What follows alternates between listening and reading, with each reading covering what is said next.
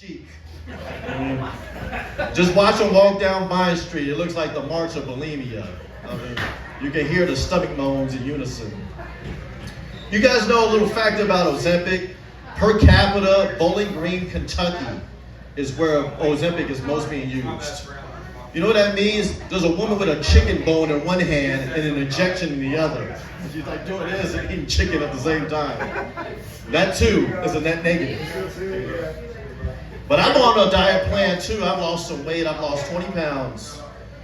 Give it up for me. Yeah! Yeah, I'm on a new revolutionary diet plan. Smoothies and muscle relaxers. You drink a smoothie with an appetite depressant, and then you take a muscle relaxer to sleep through your existential crisis. It works like a charm, I guarantee it. Try it, you'll sleep like a baby. You'll have the weirdest dreams though. If you take a muscle relaxer, it's like a Tylenol PM dream and a nightmare. And I know about nightmares because I used to be the Freddy Krueger of Facebook. Yeah. I graduated to online troll between the years 2014 to 2022. If you wore a shirt in your profile picture and it was messy, 9 out of 10 times I was the guy in the profile. Like, why'd you wear that shirt? Why is that? The shirt doesn't even fit you. It looks like a haircutting barber cape. Take that shirt off. That's why I have 2 friends in my life. I'm happy to be in Cincinnati. This is a low self-esteem city. Let's be honest. We still talk about our high schools here. Here's a news flash, everybody. Nobody cares about what high school you went to. Nobody ever cares. But there's somebody in Cincinnati that's keeping that conversation going. We need to find that person and put him in a penalty box for 24 hours and feed him nothing but communion bread and spoiled milk. I hate people like, what high school did you go? You know what that means? People are measuring a person's success based on 4 years of basic education. I could be a rocket scientist. I could be the next Oppenheimer. But I went to Aiken High School. That means I'm still a fucking loser. Weird. I went to Purcell Marion. It's ran by the Catholic Diocese. They thought I was the Antichrist up there. Because high school, that was the hardest 2 years of my life. Yeah, my last name's Solway, but my nickname in high school was Hallway Solway, because I was always getting kicked out of class. One day I made history. I was able to get kicked out of 4 out of 5 classes in one day. Some people might call that a lifetime liability. I call that a gift.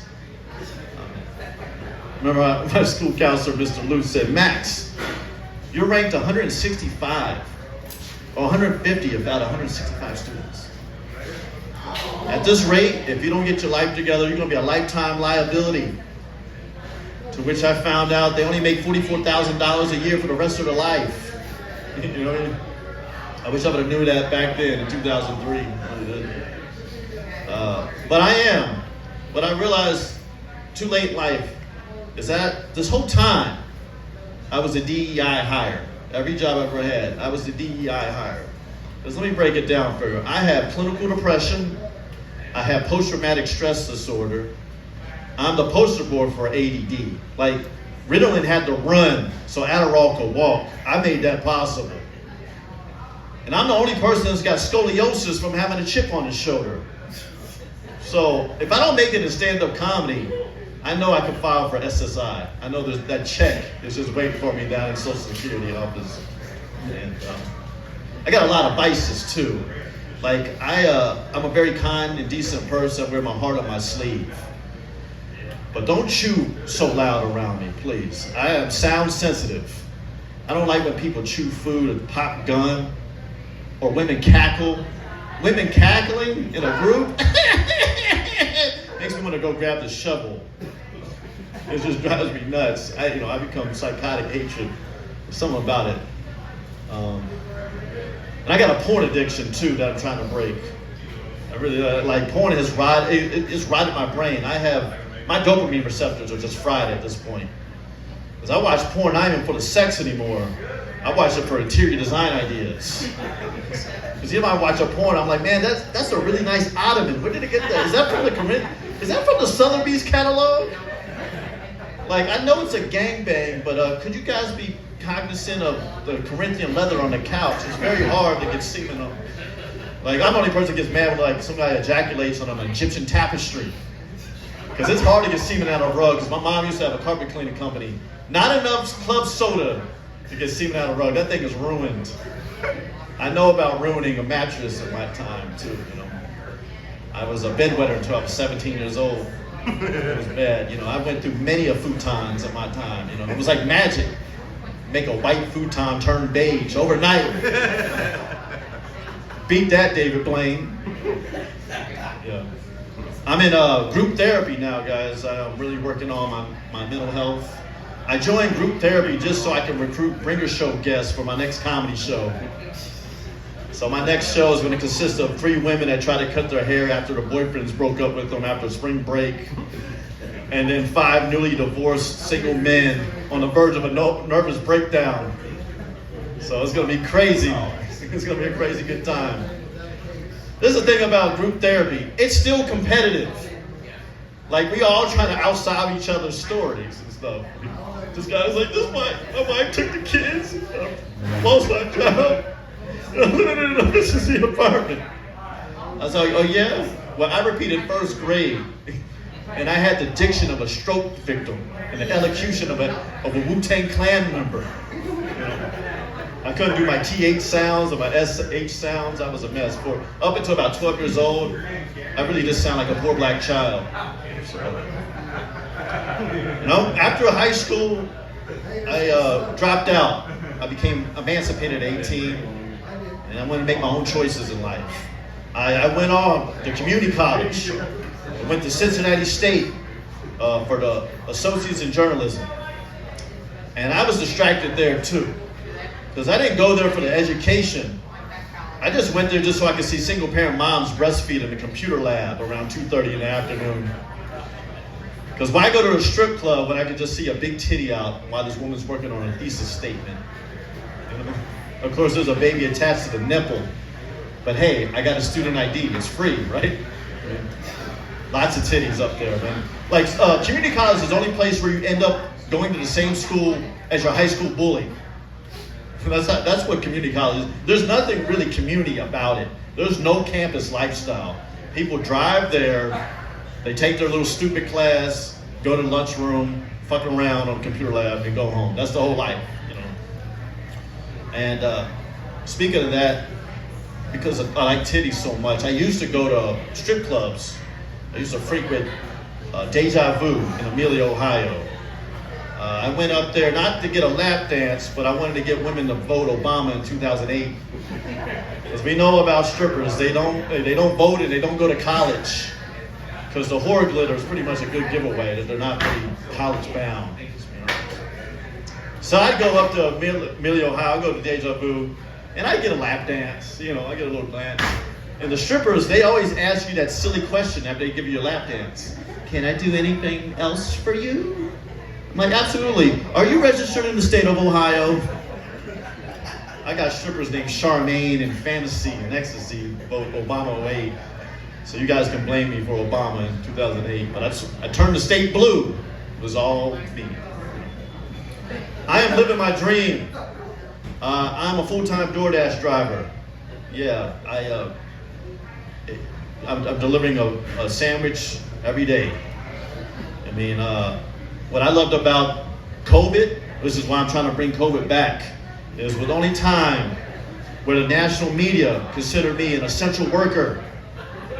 That was the first time in my life I was considered essential at anything. It was like if you worked at a grocery store or you were a delivery driver during COVID, they treated us like prisoners of war that we just got home. They're like, you see that guy there? He's on the front lines to bring your Jersey mics on time. I want COVID back, so I've been doing the necessary steps to bring COVID back. I've been coughing in public. I've been walking around without washing my hands. I've been just visiting Greyhound stations for no reason, just collecting samples and wiping it on tables. Man. I want to check, and I want to go home. And because this life of working 2-3 jobs, man, this is killing me. It's very hard. We're dealing with men's mental health right now. It's like men's mental health and it's Gay Pride Month. So imagine if you have mental health problems and you're gay. This is like the 12 days of Christmas. And I have a lot of mental issues, man. I've been in therapy since I was like in 7th grade. Actually, my longest relationship has been with my counselor. I wish she was available, man. She's sexy as hell too.